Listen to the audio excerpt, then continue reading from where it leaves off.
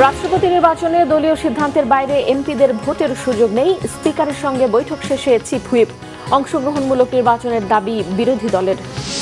নরেন্দ্র মোদীর সাথে ত্রিবেদীর বৈঠক, দ্বিপক্ষীয় সফর ও বিমস্টেক প্রধান হিসেবে আমন্ত্রণ জানানো হয়েছে বাংলাদেশের প্রধানমন্ত্রীকে, জানালেন জয়সওয়াল। বিদেশি বিনিয়োগকারীদের সব ধরনের সহযোগিতার আশ্বাস প্রধানমন্ত্রীর। ফ্রিল্যান্সারদের আয় সহজে দেশে আনতে ভিসার প্রেসিডেন্টের সঙ্গে আলোচনা। আন্দোলনকারীদের বাড়িঘর, ব্যবসা প্রতিষ্ঠান পোড়ানোর নির্দেশ দিয়েছিলেন শেখ হাসিনা। দেশে ফিরলে পূর্ণ নিরাপত্তায় বিচারিক সুবিধা পাবেন, জানালেন ডক্টর জাহিদ। এদেশে অধিবাসী সবার পরিচয় বাংলাদেশি, বললেন স্বরাষ্ট্রমন্ত্রী। আদিবাসী প্রসঙ্গে ন্যারেটিভ ব্যাটল তৈরি করছে মন্তব্য তথ্যমন্ত্রীর। দেখছিলেন সংবাদ শিরোনাম, এবারে বিস্তারিত। 20 আগস্ট দেশে 23তম রাষ্ট্রপতি নির্বাচনের ভোট গ্রহণ হবে জাতীয় সংসদে। দুপুর 2টা থেকে বিকেল 5টা পর্যন্ত ভোট দেবেন 349 জন সংসদ সদস্য। তবে নির্বাচনের আগে নতুন করে আলোচনায় সংবিধানের 70 অনুচ্ছেদ। দলীয় সিদ্ধান্তের বাইরে গিয়ে সংসদ সদস্যদের ভোট দেওয়ার সুযোগ নেই, জানিয়েছেন চিফ হুইপ নুরুল ইসলাম মনি। এদিকে রাষ্ট্রপতির নির্বাচনকে অংশগ্রহণমূলক করার দাবি বিরোধী দলীয় চিফ হুইপ নাহিদ ইসলামের। বিস্তারিত জানাচ্ছেন আসমা আক্তার নূপুর। চলছে দেশের 23তম রাষ্ট্রপতি নির্বাচনের প্রস্তুতি। বেলা 11টায় জাতীয় সংসদ ভবনে স্পিকারের কার্যালয়ে অনুষ্ঠিত হয় রাষ্ট্রপতি নির্বাচনের প্রস্তুতি সভা। এতে সভাপতিত্ব করেন ভারপ্রাপ্ত স্পিকার ব্যারিস্টার কায়সার কামাল। অন্যান্যদের মধ্যে উপস্থিত ছিলেন জাতীয় সংসদের চিফ হুইপ, বিরোধী দলীয় চিফ হুইপ এবং নির্বাচন কমিশন সচিব সহ সংশ্লিষ্টরা। বৈঠক শেষে সংসদের মিডিয়া সেন্টারে সংবাদ সম্মেলনে চিফ হুইপ নুরুল ইসলাম মনি জানান, রাষ্ট্রপতি নির্বাচনের প্রস্তুতি চলছে। এজন্য কাজ করছে নির্বাচন কমিশন ও সংসদ সচিবালয়। সংবিধানের 70 অনুচ্ছেদ বহাল থাকায় দলের সিদ্ধান্তের বাইরে ভোট দেওয়ার সুযোগ নেই বলে জানান চিফ হুইপ। 70 অনুচ্ছেদ অনুযায়ী যা লেখা আছে তাহলেই দলের সিদ্ধান্তের বাইরে তারা কোনো সিদ্ধান্ত গ্রহণ করতে পারবে না। যদি সিদ্ধান্ত গ্রহণ করে সেক্ষেত্রে তাদের সদস্যপদ বাতিল হবে। আমাদের বিএনপি দলীয় প্রার্থী আমরা এখনও সিদ্ধান্ত ফাইনাল করিনি। মাননীয় প্রধানমন্ত্রী তিনি ঘোষণা করবেন। আমাদের দলের থেকে তাকে দায়িত্ব দেওয়া হয়েছে, তিনি সিদ্ধান্ত গ্রহণ করবেন। রাষ্ট্রপতি নির্বাচনকে অংশগ্রহণমূলক করার দাবি বিরোধী দলীয় চিফ হুইপ নাহিদ ইসলামের। তার মতে, জুলাই সনদ অনুযায়ী রাষ্ট্রপতি নির্বাচন হলে এবং 70 অনুচ্ছেদ সংস্কার করা গেলে নির্বাচিত রাষ্ট্রপতির গ্রহণযোগ্যতা আরও বাড়ত। আমাদের প্রত্যাশাটা ছিল যে জুলাই সনদ অনুযায়ী রাষ্ট্রপতি নির্বাচনটা হওয়া উচিত ছিল। যে নির্বাচনের পরে যেহেতু গণভোটের রায়ও সংস্কারের পক্ষে এসেছে, প্রকাশ্য যখন ভোট হয় তখনই 70 অনুচ্ছেদের কারণে আসলে সবাই একটা জায়গায় ভোট দেয়। এটা আসলে কোনো স্বাধীন সিদ্ধান্ত থাকে না। কিন্তু যদি গোপন ব্যালটে ভোট হতো তাহলে আর এখানে 70 অনুচ্ছেদ যেটাই থাকুক এটার ইমপ্লিকেশনই হতো না। ইভেন এটাতে কিন্তু সবাই ঐক্যমত হয়েছিল যে আমরা গোপন ব্যালটে রাষ্ট্রপতি নির্বাচনটা করব। এদিকে নির্বাচন কমিশনে এক সংবাদ সম্মেলনে ইসির সিনিয়র সচিব আক্তার আহমেদ জানান, 20 আগস্ট জাতীয় সংসদের অধিবেশন কক্ষে ভোট হবে। দুপুর 2টা থেকে বিকেল 5টা পর্যন্ত ভোট দেবেন 349 জন সংসদ সদস্য। অধিবেশন কক্ষে মাননীয় সংসদ সদস্যরা তারা সশস্ত্র অবস্থানে তাদের আসনে বসবেন।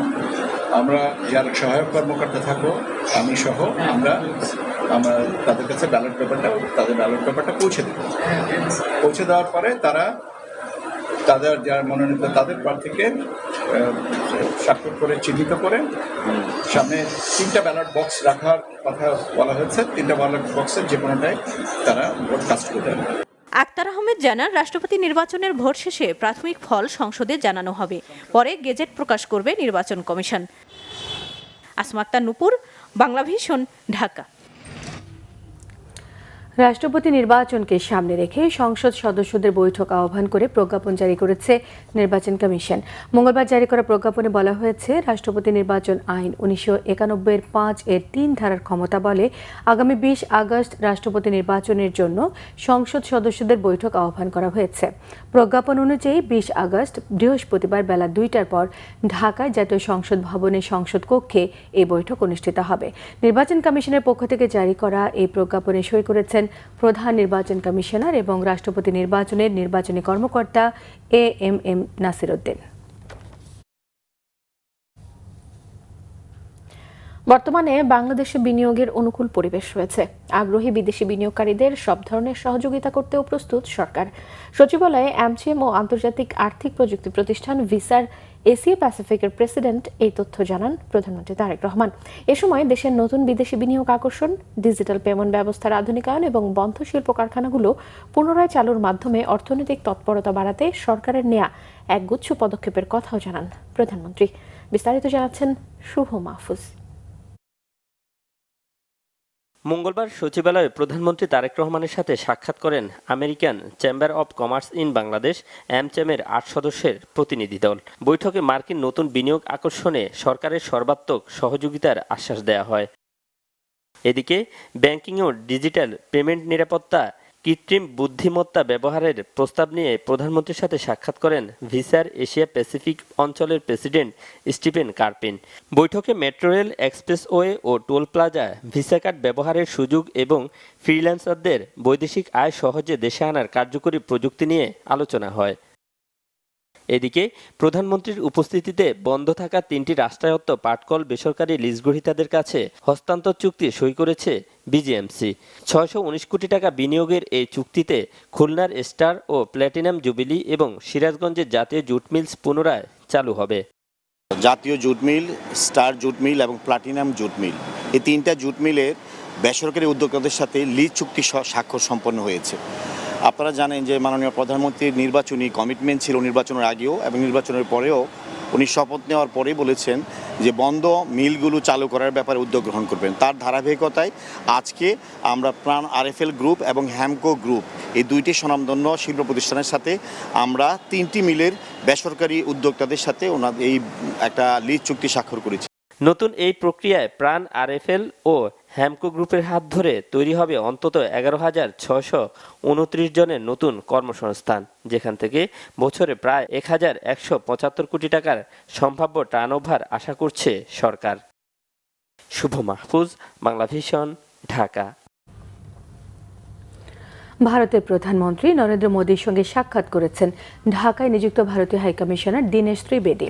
মঙ্গলবার নয়াদিল্লিতে এই বৈঠকটি অনুষ্ঠিত হয়। সাম্প্রতিক সময়ে বাংলাদেশ ভারত সম্পর্কের বিভিন্ন বিষয় নিয়ে দুদেশের মধ্যে কূটনৈতিক পর্যায়ে ব্যস্ততা বাড়ার মধ্যেই মোদীর সঙ্গে ভারতীয় হাইকমিশনারের এই বৈঠক অনুষ্ঠিত হয়েছে। এর আগে গতকাল সোমবার দুপুরে ঢাকায় বাংলাদেশের প্রধানমন্ত্রী তারেক রহমানের সঙ্গে সাক্ষাৎ করেন ত্রিবেদী। দুদেশের সম্পর্ক আরও এগিয়ে নিতে উপযুক্ত পরিবেশ তৈরিতে গুরুত্ব দেন প্রধানমন্ত্রী তারেক রহমান। বৈঠক শেষে দীনেশ ত্রিবেদী জানিয়েছেন বাংলাদেশের সঙ্গে সুসম্পর্ক চান ভারতের প্রধানমন্ত্রী নরেন্দ্র মোদী।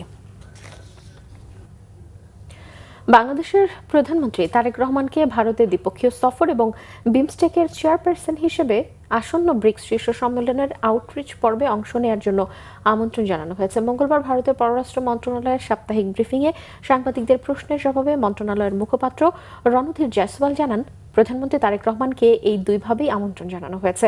ব্রিফিংয়ে জয়সওয়াল আরও জানিয়েছেন, সোমবার বাংলাদেশের প্রধানমন্ত্রীর সঙ্গে বাংলাদেশে নিযুক্ত ভারতের হাইকমিশনার দীনেশ ত্রিবেদীর বৈঠকে দুপক্ষই পারস্পরিক স্বার্থে সংশ্লিষ্ট বিভিন্ন বিষয় নিয়ে কথা বলেছে। আসছে 12 ও 13 সেপ্টেম্বর দিল্লিতে ব্রিক্স শীর্ষ সম্মেলনের আসর বসবে। ওই সম্মেলনের আউটরিচে যোগ দিতে বিমস্টেক চেয়ারপারসন হিসেবে বাংলাদেশের প্রধানমন্ত্রী তারেক রহমানকে আমন্ত্রণ জানিয়েছেন ভারতের প্রধানমন্ত্রী নরেন্দ্র মোদী। এর আগে প্রথমবার গেল ফেব্রুয়ারিতে তারেক রহমানকে বাংলাদেশের প্রধানমন্ত্রী হিসেবে দায়িত্ব নেওয়ার পর তাকে দ্বিপক্ষীয় সফরের জন্য আমন্ত্রণ জানায় ভারত। এছাড়াও ব্রিফিংয়ে বাংলাদেশের সাবেক প্রধানমন্ত্রী শেখ হাসিনাকে ফেরত পাঠানো নিয়েও প্রশ্নের জবাবে রণধীর জয়সওয়াল জানান, হাসিনার প্রত্যর্পণ নিয়ে এ বিষয়ে তাদের দিক থেকে প্রচলিত যে সকল প্রক্রিয়া রয়েছে সে অনুযায়ী সবকিছু খতিয়ে দেখা হচ্ছে। আর ওসমান হাদির হত্যাকারীদের বাংলাদেশে পাঠানো প্রসঙ্গে ভারতের পররাষ্ট্র মন্ত্রণালয়ের মুখপাত্র জানিয়েছেন, এর আইনগত বিষয়গুলো খতিয়ে দেখা হচ্ছে। এছাড়াও ব্রিফিংয়ে ভারতের গোয়েন্দা সংস্থা রয়ের রিসার্চ অ্যান্ড অ্যানালিস্ট উইংয়ের প্রধান পরাগ জৈনের 2 দিনের বাংলাদেশ সফরের উদ্দেশ্য কি তা নিয়ে প্রশ্ন করা হলে এ বিষয়ে কিছুই জানা নেই বলে এড়িয়ে যান মুখপাত্র রণধীর জয়সওয়াল।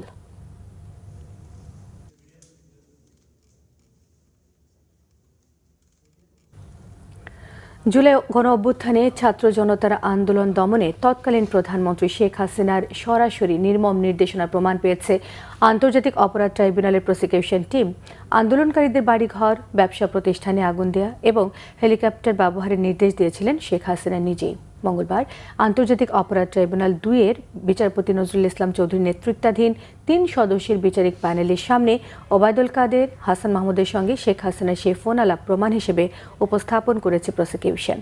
ফরেনসিক ল্যাবে পরীক্ষিত এই অডিওটি জুলাই-আগস্ট গণহত্যার অন্যতম অকাট্য দলিল বলে দাবি করেছে প্রসিকিউশন। আকাশ থেকে হেলিকপ্টার দিয়ে গুলি, টিয়ারশেল নিক্ষেপের ঘটনা, আন্দোলন দমনের উপর মহলের যে ঠান্ডা মাথার পরিকল্পনা ছিল, এই কথোপকথন তারই প্রমাণ বলে দাবি প্রসিকিউশনের। প্রসিকিউশন জানিয়েছে, ফরেনসিক ল্যাবে এই কল রেকর্ডের সত্যতা শতভাগ নিশ্চিত হবার পরই তা আদালতে দাখিল করা হয়েছে। হাসান মাহমুদ তৎকালীন পররাষ্ট্রমন্ত্রী, উনার ফোনে তৎকালীন প্রধানমন্ত্রী শেখ হাসিনার সাথে কথোপকথন করেন বেশ কয়েকবার। এর একটি কথোপকথনে দেখা যায় যে শেখ হাসিনা ওবায়দুল কাদেরকে নির্দেশ দিচ্ছেন, বলছেন যে ওরা আমাদের বাড়িঘর পুড়িয়েছে, এখন থেকে আমরা ওদের বাড়িঘর পুড়িয়ে দিব। এই বক্তব্যের সমর্থনে হাসান মাহমুদ বলছেন যে টিট ফর ট্যাট। এরপরে শেখ হাসিনা বলছেন যে তোমরা সকলে এখন যার যার এলাকায় চলে যাও, নেতাকর্মীদের নির্দেশ দিয়ে দাও, এখন থেকে ওদের বাড়িঘরে আগুন লাগাবে পাবলিক। ৭১-এর চেতনা বুকে ছিল বলেই ফ্যাসিস্ট শেখ হাসিনাকে এদেশের সন্তানরা তাড়িয়ে দিয়েছে মন্তব্য করেছেন বিএনপির সিনিয়র যুগ্ম মহাসচিব ও প্রধানমন্ত্রীর উপদেষ্টা রুহুল কবির রিজভী আহমেদ। দুপুরে নয়াপল্টনে বিএনপির কেন্দ্রীয় কার্যালয়ের সামনে জাতীয়তাবাদী মুক্তিযোদ্ধা দলের সমাবেশে এই মন্তব্য করেন তিনি। বলেন, ২০০৮ সালের পাতানো নির্বাচনের পর থেকেই একই পন্থায় ক্ষমতা ধরে রেখেছিল একটি বড় দল। বর্তমানে তারা পার্শ্ববর্তী দেশকে আঁকড়ে ধরে দেশের বিরুদ্ধে ষড়যন্ত্র চালিয়ে যাচ্ছে। জামাতকে উদ্দেশ্য করে তিনি বলেন, মুক্তিযুদ্ধের বিরোধিতা করে দেশের মানুষের বিরুদ্ধে কাজ করেছে দলটি। তাদের বীরত্বের কোনো প্রমাণ নেই, ইতিহাস নেই, আছে শুধু দালালের ইতিহাস। ৭১-এ পাকিস্তানিদের সাথে আতাত এবং পরবর্তীতে এরশাদের সাথে যোগ দিয়ে দেশের ক্ষতি করেছে জামাত। ছাত্র শিবির বিভিন্ন শিক্ষা প্রতিষ্ঠানে দাঙ্গা হাঙ্গামা শুরু করেছে উল্লেখ করে তিনি বলেন, উদ্দেশ্য প্রণোদিতভাবে ৭১কে ছোট করে দেখাচ্ছে তারা।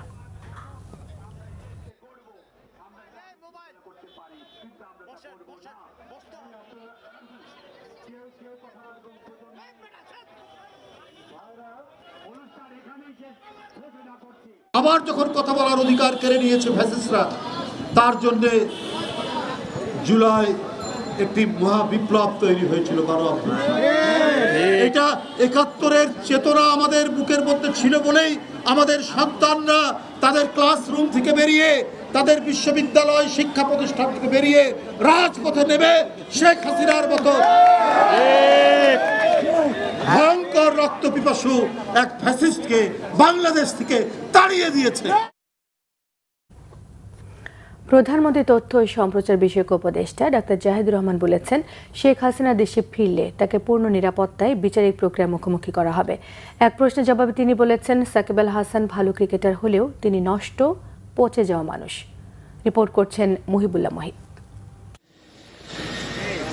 ৫ আগস্ট ভারতের রাজধানীতে সাংবাদিকদের সঙ্গে মতবিনিময় করেন গণঅভ্যুত্থানের মুখে দেশ ছেড়ে পালিয়ে যাওয়া সাবেক প্রধানমন্ত্রী শেখ হাসিনা।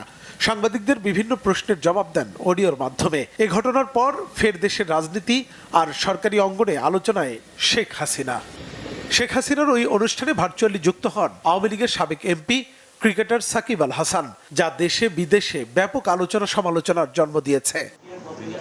মঙ্গলবার সচিবালয়ে সরকারের সাম্প্রতিক কর্মকাণ্ডের অগ্রগতি জানাতে আয়োজিত নিয়মিত সংবাদ সম্মেলনে সাংবাদিকদের প্রশ্নের জবাব দেন প্রধানমন্ত্রীর তথ্য উপদেষ্টা ডাক্তার জাহিদুর রহমান।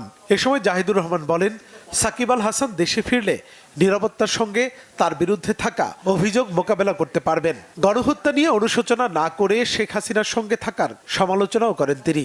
মানে ভালো খেলোয়াড় হতে পারেন, উনি একজন নষ্ট পচে যাওয়া মানুষ। যে মানুষ হাসিনার সাথে অ্যালাইন্ড হয় এবং এখনও অ্যালাইন্ড থাকেন, সে 5 তারিখে তো তার বক্তব্য এসছে।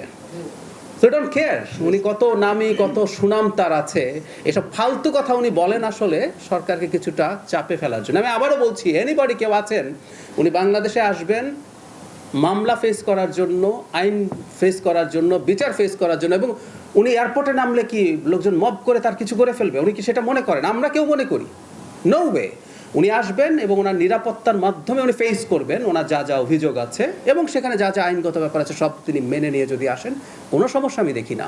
এই প্রত্যেকটা কথা আসলে আমাদের এই সরকারের বিরুদ্ধে প্রোপাগান্ডা, মানে যে মানুষটা স্টিল হাসিনার সাথে অ্যালাইন্ড হয়ে কথা বলে সেগুলো বলবে, উই ডোন্ট কেয়ার। ভারতে অবস্থানরত সাবেক প্রধানমন্ত্রী শেখ হাসিনা দেশে ফিরলে তাকেও পূর্ণ নিরাপত্তা দেওয়া হবে বলেও জানান জাহিদুর রহমান। বলেন, তার ব্যাপারে আদালতের রায় চূড়ান্ত। হাসিনাও যদি বাংলাদেশে আসেন, উনি তো বলছেন ডিসেম্বরে আসবেন, আমি বহুবার বলেছি তিনি যদি আসেন পূর্ণ নিরাপত্তার সাথে তিনি আসবেন, পূর্ণ নিরাপত্তার সাথে তিনি বিচারিক প্রক্রিয়ায় যাবেন, পূর্ণ অধিকার ভোগ করবেন বিচারিক প্রক্রিয়ায়, যা যা করা দরকার। তারপর আদালত যে সিদ্ধান্ত নেবে সেটা আমরা সবাই মেনে নেব। এটা একটা গণতান্ত্রিক রাষ্ট্র, এখানে সবচেয়ে বিভৎস অপরাধীটাও তার নাগরিক অধিকার যা যা পাওয়া, সাংবিধানিক অধিকার যা যা পাওয়া, সেটা সাকিব আল হাসান হোক, সেটা হাসিনা হোক, তারা পাবেন। শেখ হাসিনার মতো মাফিয়া রেজিম এই দেশে আর কেউ দেখতে চায় না বলেও জানান প্রধানমন্ত্রীর তথ্য উপদেষ্টা মুহিবুল্লাহ মুহিব, বাংলা ভিশন, ঢাকা। স্বরাষ্ট্রমন্ত্রী সালাউদ্দিন আহমদ বলেছেন, বাংলাদেশের কেউ আদিবাসী নয়, অধিবাসী। সবার পরিচয় বাংলাদেশি। পাহাড়ের সমস্যাকে ভিনদেশী ষড়যন্ত্র বলেও মন্তব্য তার। আর বাংলাদেশের বাস্তবতায় আদিবাসী পরিচয় অপ্রাসঙ্গিক বলেও মনে করেন তথ্য ও সম্প্রচার মন্ত্রী জহিরুদ্দিন স্বপন। এদিকে ক্ষুদ্র জাতিসত্তা শব্দটিকেও মনস্তাত্ত্বিক বিরোধের কারণ হিসেবে দেখছেন সংস্কৃতি প্রতিমন্ত্রী আলী নেওয়াজ মাহমুদ খৈয়ম। রাজধানীতে এক আলোচনায় উঠে আসে এ সকল কথাবার্তা। ওমর ফারুকের রিপোর্ট। বাংলাদেশের জন্য আদিবাসী পরিচয় অপ্রাসঙ্গিক শীর্ষক আলোচনা সভার আয়োজন করে সিএইচটি রিসার্চ ফাউন্ডেশন। মঙ্গলবার রাজধানীর একটি 5 তারকা হোটেলে এই আয়োজনে অংশ নেন সরকারের একাধিক মন্ত্রী, রাজনীতিবিদ সহ বিশিষ্টজনেরা। আলোচনায় বক্তারা বলেন, পাহাড়ের সমতলে যারা বসবাস করছে তাদের ধর্মীয় সহ নানা বৈচিত্র্য ও বৈশিষ্ট্য থাকতে পারে, তবে সবার পরিচয় বাংলাদেশি। জমি থাকতে হলে আপনি জমি কেনার পারমিশন পাবেন না বাঙালি হলে, যদি না তাদের হেডম্যানরা আপনাকে পারমিশন না দেয়। আদিবাসী বলার যে প্রবণতা, আবার আদিম মানুষ হিসাবে যে তুচ্ছ করা, তার যে সফল সুন্দর সমাপ্তি করেছেন প্রেসিডেন্ট জিয়াউর রহমান। সেখানে আমরা কিভাবে একটা সহাবস্থান এবং একসাথে থাকতে পারি ইনক্লুসিভিটির সাথে, সেটা নিয়ে আলোচনা হতে। আমরা আদিবাসী, উপজাতি, ক্ষুদ্র নৃগোষ্ঠী এই ভেদাভেদগুলোকে একপাশে রেখে আমরা বরং সবাইকে জাতি বলে সম্বোধন করতে চাই।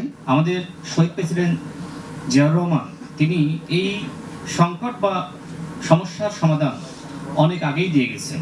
যে জাতীয়তাবাদের ছাতার নিচে তিনি সমগ্র বাংলাদেশের জনগণকে ঐক্যবদ্ধ করেছিলেন। কারণ আমরা বিভাজন চাই না, আমরা চাই যে সবাই আমরা বাংলাদেশি।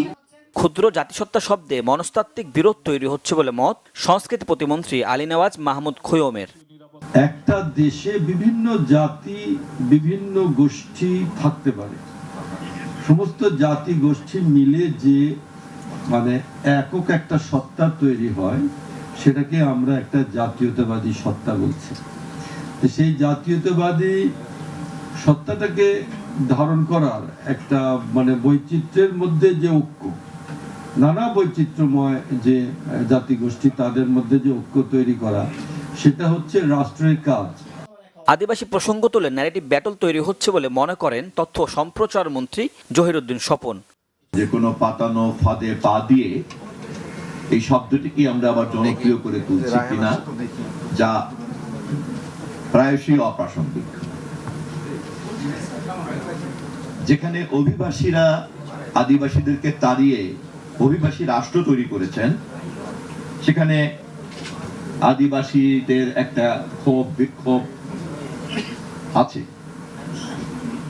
এবং সেই সকল পাপ মোচন করার জন্য অভিবাসী রাষ্ট্রের অনেক সভ্য উদ্যোগ আমরা খেয়াল করছি।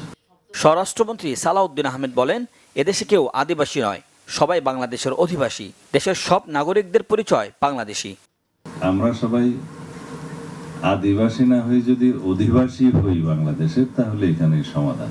আসলে যে বিভেদগুলো সৃষ্টি হয়েছে, সেই বিভেদগুলোর সৃষ্টির পিছনে কিছু ভিনদেশী উস্কানি এক সময় ছিল। এই সমস্যা শুধু একজনের ভাষণের প্রেক্ষিতে হয় নাই, এবং এখনো সেই অঞ্চলে যে বিভিন্ন ষড়যন্ত্র চালু নেই, সেটা কেউ হলফ করে বলতে পারবে না। এবং সেই সীমানা আমাদের পূর্ব দিকে, বাংলাদেশের ভূখণ্ডের পূর্ব দিকেও আরো সম্প্রসারিত হয়েছে। সেটা বিভিন্ন আন্তর্জাতিক মহল তাদের বিভিন্ন স্বার্থে তারা সেই পরিকল্পনাগুলো করছে। ধর্ম, ভাষা ও সাংস্কৃতিক বৈচিত্র্যকে সম্মান জানিয়ে জাতীয় ঐক্য ও সার্বভৌমত্ব রক্ষায় সবাইকে একসঙ্গে কাজ করার আহ্বান উঠে আসে আলোচনায়। ওমর ফারুক, বাংলা ভিশন, ঢাকা। কোনো বিশেষ গ্রুপকে সুবিধা দিতে জ্বালানি তেলের বিপণন বেসরকারি খাতে দেওয়া হচ্ছে না, আইন অনুযায়ী হচ্ছে, জানিয়েছেন বিদ্যুৎ ও জ্বালানি মন্ত্রী ইকবাল হাসান মাহমুদ। আর প্রতিমন্ত্রী অনিন্দ্য ইসলাম অমিত বলেছেন, বিদ্যুৎ ও জ্বালানি চাহিদার তুলনায় বড় ধরনের ঘাটতি সৃষ্টি হয়েছে, যা তাৎক্ষণিক সমাধানের কোনো ব্যবস্থা নেই। রিপোর্ট করছেন রকুনুজ্জামান। মঙ্গলবার রাজধানীর ঢাকা ক্লাবে জ্বালানি সংকট ও সমাধানের উপায় শীর্ষক এক আলোচনা সভায় দেশের বিদ্যুৎ ও জ্বালানি চাহিদার বিপরীতে তীব্র সরবরাহ ঘাটতি নিয়ে বিভিন্ন পরামর্শ তুলে ধরেন বিশেষজ্ঞরা। এটা দুইটা জিনিস আছে এলপিজি, একটা হলো এটা একটা গ্যাসের ডিমান্ড চাপ কমায়, আরেকটা হচ্ছে it is catered by the private sector. So গভর্নমেন্টের উপরে চাপ পড়ে না, গভর্নমেন্টের একটা দায়িত্ব আছে যে প্রাইস সাপ্লাই এগুলো ঠিক থাকে। সংকট নিরসনে আশু কোনো সমাধান নেই বলে জানান বিদ্যুৎ প্রতিমন্ত্রী। কিন্তু আজকে যারা বিশেষজ্ঞ, যারা রাজনীতিবিদ নন, রাজনৈতিক কর্মী নন, কিংবা ধানের শীষ প্রতীকে জয়লাভ করে সরকারে বসেননি, সেই মানুষগুলো একটি জিনিস স্পষ্ট করেছেন, এই সমস্যার আসলে তাৎক্ষণিক কোনো সমাধান নেই। জ্বালানি তেলের বিপণন বেসরকারি কোম্পানির হাতে সম্প্রসারণের বিতর্ক নিয়েও সরকারের অবস্থান জানান বিদ্যুৎ মন্ত্রী ইকবাল হাসান মাহমুদ। আমরা তেলের ব্যবসাটা প্রাইভেটে দিয়ে দিই, আমরা তো আছি, আর যারা প্রাইভেট আছে, কারণ আমরা তো অলরেডি প্রাইভেট থেকে আমরা তেল কিনি, যদি ওইটা হইতে পারে তা আমরা সব ওদেরকেও দিয়ে দিই, কেন থাকুক দেশে দুটো পেট্রোল পাম্প থাকুক, একটা পদ্মা মেঘনা যমুনা থাকুক, একটা বেসরকারি থাকুক। যখন জেনারেল আইন তৈরি হবে তখন তো একটা কোম্পানি তৈরি হবে না, সবার জন্য তৈরি হবে। হয়ে গেল যে একটা নির্দিষ্ট কোম্পানিকে দেওয়ার জন্য আমরা করছি। এমনকি আপনি দেখলাম একজন বলছে আমি অলরেডি 2 লক্ষ কোটি টাকা আমার পকেটে চলে আসছে। সরকার বেসরকারি বিনিয়োগে সৌর বিদ্যুৎ উৎপাদনের কথা ভাবছে বলেও জানান বিদ্যুৎ মন্ত্রী। রকুনুজ্জামান, বাংলা ভিশন, ঢাকা। জ্বালানি খাতকে ফ্যাসিবাদ মুক্ত এবং সিন্ডিকেটের নিয়ন্ত্রণ থেকে বের করে আনতে সরকার দক্ষতার সঙ্গে সঠিক নীতিমালা প্রণয়ন করছে বলে জানিয়েছেন মুক্তিযুদ্ধ বিষয়ক প্রতিমন্ত্রী ইশরাক হোসেন। আগামী সংসদে এসব নীতিমালা উপস্থাপন করা হবে বলেও জানিয়েছেন তিনি। মুন্সিগঞ্জের শ্রীনগরে sir Jagadish J C. Bose institution and কলেজের বিক্রমপুর ভূঁইয়া মেডিকেল কলেজ ক্যাম্পাসে বৃক্ষরোপণ কর্মসূচির প্রধান অতিথির বক্তব্যে কথা বলেন ইশরাক হোসেন। তিনি বলেন, সাবেক প্রধানমন্ত্রী শেখ হাসিনা জ্বালানি নীতির কারণে দেশে বিদ্যুৎ নিয়ে ভোগান্তি তৈরি হয়েছে। তিনি আরও বলেন, যারা অতীতে ছাত্রলীগের রাজনীতির সঙ্গে যুক্ত ছিলেন তারাই এখন নিজেদেরকে আন্দোলনের অংশ হিসেবে দাবি করছেন। এমন বক্তব্য হাস্যকর। এ সময় প্রতিমন্ত্রীর সঙ্গে ছিলেন বিএনপির কেন্দ্রীয় নির্বাহী কমিটির স্বেচ্ছাসেবক বিষয়ক সম্পাদক মীর শরাফত আলী সপু। অনুষ্ঠানে সভাপতিত্ব করেন শ্রীনগর উপজেলার বিএনপির সভাপতি শহীদুল ইসলাম। ছিলেন মুন্সিগঞ্জ জেলা নারী ও শিশু অধিকার ফোরামের সাধারণ সম্পাদক জসিম মোল্লা সহ বিএনপির স্থানীয় নেতাকর্মীরা।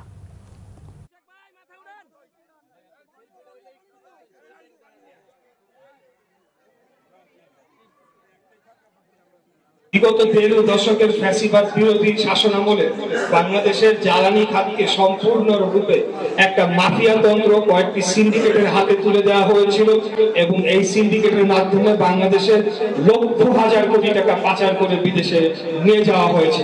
ফ্যাসিবাদী আমলে যে মাফিয়া তন্ত্র কায়েম করা হয়েছিল, সেই মাফিয়া তন্ত্রের হাসিনার যে জ্বালানি নীতিমালা, সেই নীতিমালার আজকে ফলাফল আমরা ভোগ করছি। নিরাপদ পানি থেকে বঞ্চিত দেশের 40% মানুষ, স্যানিটেশন সুবিধা পায় না 63%। এ অবস্থায় এসডিজি অনুযায়ী 2030 সালের মধ্যে সবার জন্য নিরাপদ পানি এবং স্যানিটেশন নিশ্চিত করা সম্ভব নয় বলছেন বিশেষজ্ঞরা। স্বাস্থ্যমন্ত্রী সরদার মোহাম্মদ সাখাওয়াত হোসেন জানিয়েছেন, শুধু ওষুধ আর স্যালাইন দিয়ে এসডিজির টার্গেট বাস্তবায়ন করা কঠিন। পানি সম্পদ মন্ত্রী শহীদুদ্দিন চৌধুরী এনে জানিয়েছেন, পানির ন্যায্য হিসাব বুঝে নিতে গ্যারান্টি ক্লজ যুক্ত করেই গঙ্গা চুক্তি আদায় করা হবে। রিপোর্ট করছেন জিয়াউল হক সবুজ। পাশের দেশ ভারতেও নিরাপদ পানি পান করেন 76% মানুষ। ভুটানেও এই হার 66%। অথচ বাংলাদেশে এখনও নিরাপদ পানির প্রাপ্যতা 59%। বাকি প্রায় 41% পানি বিশুদ্ধ নয়। এর সঙ্গে মিশে আছে ইকোলাই বা আর্সেনিকের মতো দূষণও। সবার জন্য নিরাপদ পানি ও স্যানিটেশন বিষয়ে জাতীয় এই সম্মেলনে বিশেষজ্ঞরা জানালেন, যে গতিতে এগুচ্ছে তাতে মাত্র 4.5 বছরে এসডিজির টার্গেট অর্জন সম্ভব নয়। একটা মন্ত্রণালয় সমাধানের চেষ্টা করবে আর 10টা মন্ত্রণালয়ের সমস্যা উদ্ভব হবে, সেইটা হলে হবে না, কোঅর্ডিনেশন দরকার। তবে পানি সম্পদ মন্ত্রী শহীদুদ্দিন চৌধুরী অ্যানি জানান, ভারতের তুলনায় স্যানিটেশনে অনেকটাই এগিয়ে বাংলাদেশ। পানির ন্যায্য হিস্সা আদায়ে সরকার কাজ করছে বলেও জানান তিনি। যে আমরা নির্বাচিত সরকার, পানির ন্যায্য হিস্সা আমাদেরকে আদায় করতে হবে। সেখানে আমাদের জয়েন্ট রিভার কমিশন ইতিমধ্যে কাজ শুরু করেছে। আমরা আশা করছি আমাদের স্বার্থটাকে প্রায়োরিটি দিয়ে কিভাবে এই নতুন চুক্তি আমরা সম্পন্ন করব এবং সেখানে গ্যারান্টি ক্লজকে আমরা অ্যাড করব। স্বাস্থ্যমন্ত্রী সরদার মোহাম্মদ শাখাওয়াত হোসেন জানান, রোগ প্রতিরোধ ব্যবস্থায় জোর না দিয়ে শুধু ঔষধ বা চিকিৎসা সেবা দিয়ে এসডিজির টার্গেট অর্জন কঠিন। We have to educate the people to achieve this goal, to maintain a good health. নখ লম্বা রাখবেন, নখের ভিতরে ময়লা থাকবে, মাথা চুলকাবেন, পায়ের তালা চুলকাবেন, যা খুব হাতটা ধুয়ে ভাত খাইতে বসলে এই নখের ভিতরে ময়লাটা তো আপনার খাবারের সাথে যাবে। এই প্রিভেন্টিভ মেজার্সগুলি আমাদের নিতে হবে, আর নিতে হলে ওনার দরকার, আরো মন্ত্রণালয়ের দরকার। We have to form a committee. আমি প্ল্যানিং কমিশনকে বলবো, শুধু হেলথ মিনিস্ট্রিতে চাপাইলে এটা হবে না। You cannot achieve the SDGs. You have to combine and coordinate all the concerned ministries to chalk out a plan. এসডিজির লক্ষ্য অর্জনে বিচ্ছিন্ন উদ্যোগ না নিয়ে সংশ্লিষ্ট মন্ত্রণালয়ের যৌথ কর্মপদ্ধতি ও সমন্বিত ব্যবস্থাপনার তাগিদ দেন আলোচকরা। জিয়াউল হক সবুজ, বাংলাভিশন, ঢাকা। এমপিওভুক্ত প্রতিষ্ঠানে শিক্ষক নিয়োগের বিধান এনটিআরসির কাছ থেকে ম্যানেজিং কমিটিতে নেওয়ার সিদ্ধান্ত এখনও চূড়ান্ত হয়নি, জানিয়েছেন শিক্ষামন্ত্রী ডক্টর আ.ন.ম এহসানুল হক মিলন। তাই এ বিষয়ে করা আন্দোলন অযৌক্তিক এবং উস্কানিমূলক। এদিকে আরেকটি অনুষ্ঠানে শিক্ষামন্ত্রী অভিযোগ করেন, বিগত আওয়ামী লীগ সরকার শিক্ষকদের অবসর ভাতার 7,000 কোটি টাকা আত্মসাৎ করেছে। আরও জানাচ্ছেন মোবাশির আহমেদ। মঙ্গলবার রাজধানীর কৃষি গবেষণা কাউন্সিল মিলনায়তনে সমৃদ্ধ অর্থনীতি বিনির্মাণে শিক্ষা বিষয়ে এক সেমিনারের আয়োজন করে শিক্ষা সংস্কার উদ্যোগ। এতে শিক্ষামন্ত্রী বলেন, বিভিন্ন ইস্যুতে নতুন মামলার কারণে ব্যাহত হচ্ছে শিক্ষা মন্ত্রণালয়ের সংস্কার কাজ। এ সময় তিনি অভিযোগ করেন, বেসরকারি শিক্ষা প্রতিষ্ঠানে শিক্ষক নিয়োগ দেওয়ার ক্ষমতা পরিবর্তন ইস্যুতে আন্দোলন একেবারে অমূলক।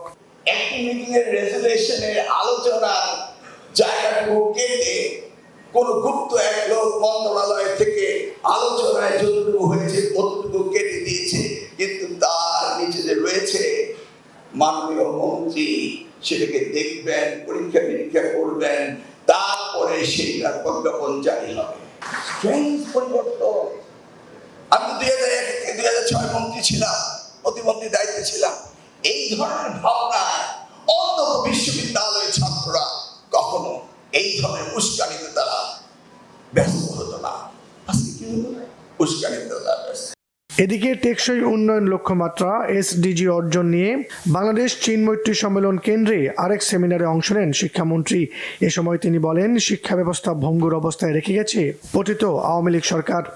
এই 15ই আগস্ট যেই দিবসটি উদযাপন করার জন্য হাজারো কোটি টাকা ব্যয় করা হতো, তাই না? আর এই 15ই আগস্ট অবসর ভাতা, যে অবসর ভাতা 7,000 কোটি টাকা আত্মসাৎ করে নিয়েছে এই শিক্ষকদের টাকা, এই 7,000 টাকা আত্মসাৎ করে 2021 হতে এই 2026 পর্যন্ত শিক্ষকদের অবসর ভাতা দেওয়া সম্ভব হয়নি। তিনি 300 কোটি টাকা থোক বরাদ্দ দিয়েছেন, 1800 কোটি টাকার অনুদান দিয়েছেন। সেই টাকা দিয়ে আমরা শিক্ষকদেরকে এই 15ই আগস্ট আমরা 75,000 শিক্ষককে আমরা অবসর ভাতা দিতে যাচ্ছি। মন্ত্রী জানান, গেল 10 বছরের বেশি সময় ধরে প্রধান শিক্ষক নেই 38,000 প্রাথমিক বিদ্যালয়ে, 77,000 শিক্ষকের পদ খালি। এই শূন্যস্থান পূরণের পাশাপাশি শিক্ষার মান উন্নয়নকে সর্বোচ্চ গুরুত্ব দিচ্ছে সরকার। মোবাশির আহমেদ, বাংলাভিশন, ঢাকা। অর্থ ও পরিকল্পনা মন্ত্রী আমির খসরু মাহমুদ চৌধুরী বলেছেন, চট্টগ্রামে বিশাল উন্নয়ন পরিকল্পনা নিয়ে এসছে Asian development bank ADB. Chittagong বন্দর ও কাস্টমস হাউসের সমন্বয়ের মাধ্যমে ব্যবসা সহজ করা হবে বলেও জানান তিনি। বিকেলে চট্টগ্রাম বন্দর কর্তৃপক্ষ, কাস্টমস ও এনবিআর কর্মকর্তাদের সাথে বৈঠক শেষে সাংবাদিকদের তিনি কথা বলেন। বন্দর ভবনে 4 ঘন্টার বৈঠক শেষে সাংবাদিকদের অর্থমন্ত্রী জানান, বিগত সময়ের ভঙ্গুর অর্থনীতি থেকে বেরিয়ে আসতে বিভিন্ন উদ্যোগ নিয়েছে সরকার, যার গুরুত্বপূর্ণ অংশ চট্টগ্রাম বন্দর। সরকার যেসব উদ্যোগ নিয়েছে তার মধ্যে বন্দর ও কাস্টমসের মাধ্যমে যে সকল অন্তরায় রয়েছে তা দ্রুত নিরসন করেই দুই সংস্থার সমন্বয়ের মাধ্যমে কাজে গতিশীলতা আনা। এতে বিদেশি বিনিয়োগ বাড়ার পাশাপাশি রপ্তানি বাণিজ্য হবে গতিশীল এবং দেশে কমবে মূল্যস্ফীতি। চট্টগ্রাম অঞ্চলে এডিবির ব্যাপক বিনিয়োগের সুখবর দেন অর্থমন্ত্রী।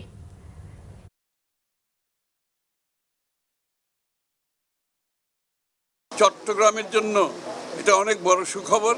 এই অঞ্চলে আগামী দিনের সার্বিক উন্নয়নের জন্য এডিবির যে পরিকল্পনা, বৃহৎ পরিকল্পনা, সেটা বাস্তবায়নের জন্য আজকের ভাইস প্রেসিডেন্ট ফিলিপিন থেকে এসেছে এবং স্টেক হোল্ডারদের সাথে আমরা 4টার সময় সবাই মিলে এটা আলোচনার মাধ্যমে আগামী দিনে চট্টগ্রামের উন্নয়নের সার্বিক কর্মসূচি এবং বাস্তবায়ন প্রক্রিয়া শুরু হয়ে যাবে ইনশাআল্লাহ। বিশ্ববিদ্যালয়ের জীবনে স্মৃতিচারণ আর আড্ডায় মেতে ওঠেন ঢাকা বিশ্ববিদ্যালয়ের 1985 ব্যাচের প্রাক্তন শিক্ষার্থীরা। বন্ধুত্বের বন্ধনকে আরও সুদৃঢ় আর পারস্পরিক সম্পর্ক আরও প্রাণবন্ত করার লক্ষ্যে বর্ষাবরণে এই সাংস্কৃতিক সন্ধ্যার আয়োজন। রাজধানীর বনানী ক্লাবে বন্ধু 85 ঢাকা বিশ্ববিদ্যালয় ব্যাচের এই মিলনমেলা বসে। অনুষ্ঠানের শুরুতেই কুশল আর শুভেচ্ছা বিনিময়ে মেতে ওঠেন বন্ধুরা। চা কফি পর্বের সঙ্গে চলে প্রাণবন্ত আড্ডা। এরপর কেক কাটার মধ্য দিয়ে পরিবেশ হয়ে ওঠে আনন্দঘন। বন্ধুদের এই আয়োজনে গান, কৌতুক সহ সাংস্কৃতিক পরিবেশনা উপভোগ করেছেন সকলেই। বিশ্ববিদ্যালয় জীবনে নানা স্মৃতিচারণ, হাসি আড্ডায় বন্ধুদের মেলবন্ধন হয়ে ওঠে আরও প্রাণবন্ত। সন্ধ্যার শেষ ভাগে ছিল প্রীতিভোজ। এ ধরনের আয়োজনের মধ্য দিয়ে বন্ধুদের মধ্যে যোগাযোগ বাড়ানোর পাশাপাশি সহযোগিতা এবং সৌহার্দ্যের বন্ধন আরও সুদৃঢ় হবে, এমনটাই প্রত্যাশা করছেন আয়োজকরা।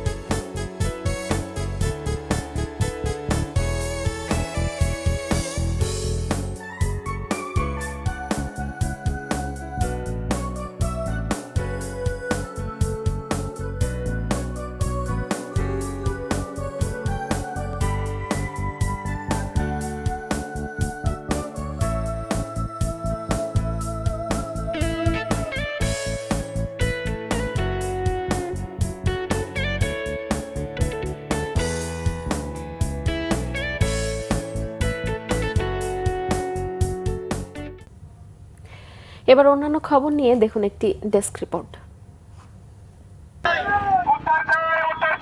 পানি সম্পদ প্রতিমন্ত্রী ফরহাদ হোসেন আজাদ বলেছেন, বিগত স্বৈরাচারী সরকারের পরোক্ষ মদদে খালগুলো দখল ও ভরাট হয়ে গেছে। রূপগঞ্জ উপজেলার কয়েকটি এলাকায় নারায়ণগঞ্জ নরসিংদী অগ্রণী প্রকল্প পরিদর্শন শেষে তিনি এই কথা বলেন। নারায়ণগঞ্জ 1 আসনের সংসদ সদস্য মুস্তাফিজুর রহমান ভূঁইয়া দীপু এ সময় উপস্থিত ছিলেন। সমাজ কল্যাণ প্রতিমন্ত্রী ফারজানা শারমিন পুতুল বলেছেন, তার বাবা সাবেক সংসদ সদস্য মরহুম ফজলুর রহমান পটলের দেখানো আদর্শ অনুসরণ করেই তিনি এগিয়ে যেতে চান, তার অসমাপ্ত কাজগুলো সম্পন্ন করতে চান। নাটোরের লালপুরে ফজলুর রহমান পটলের 10ম মৃত্যুবার্ষিকীর স্মরণ সভায় একথা বলেন প্রতিমন্ত্রী।